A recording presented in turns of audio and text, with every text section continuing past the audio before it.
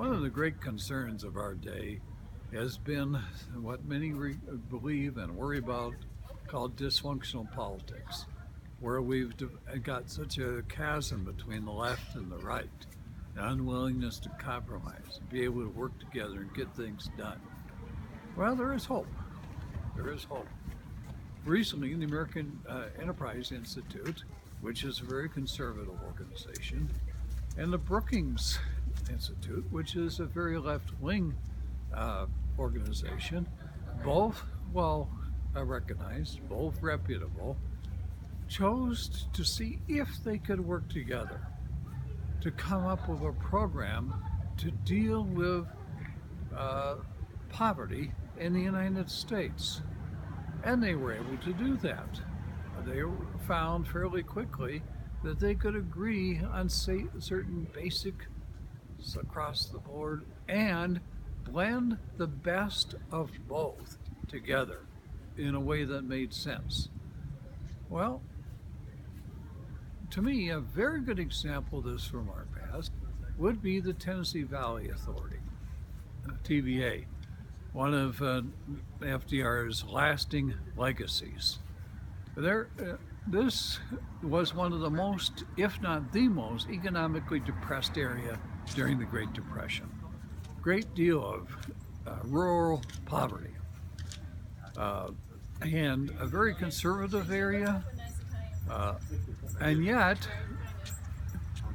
what you had were people like Senator Norris, who is largely forgotten today, who knew how to politically blend ideas from left, right, and center to bring this to pass.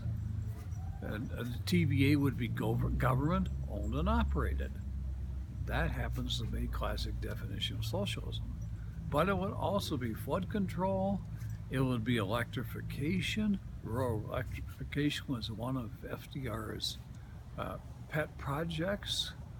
It would be helping the fisheries.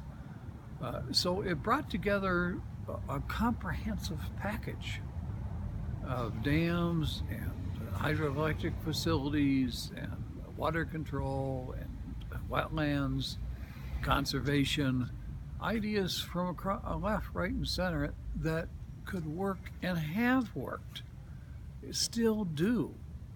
And the electricity produced from that helped with the development of the atomic bomb at Oak Ridge, Tennessee.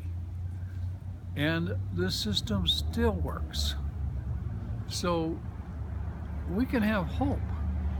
And with an example like that just as then, people from the left, right, and center could come together in the midst of a horrible economic collapse, we can see that now too.